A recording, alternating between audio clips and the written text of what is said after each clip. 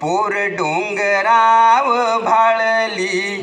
त्याच्या नादी लागुनिया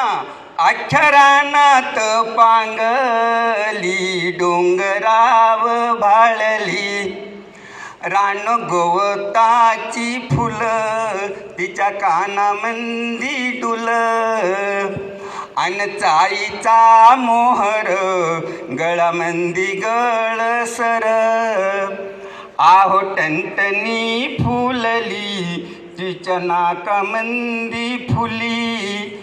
अन बुरांडीची फुलं तीन केसात माळली डोंगराव भाळली पोर डोंगराव भाळली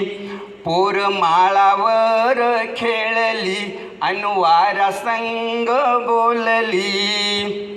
वड पारंबीचा झुला तिचा गेला आभाळाला पान साबरीच बोंड खाल लाल झालं तोंड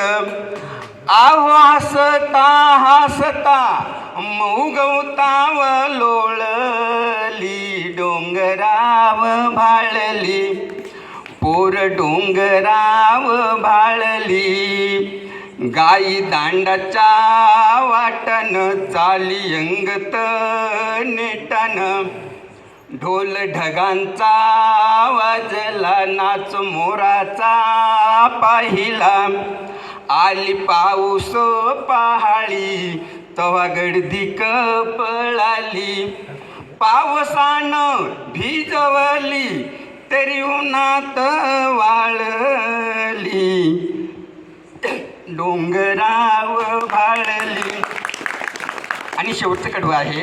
ह्या कवितेचा अर्थ म्हणजे काय शिकवायचं होतं तिसरीच्या मुलांना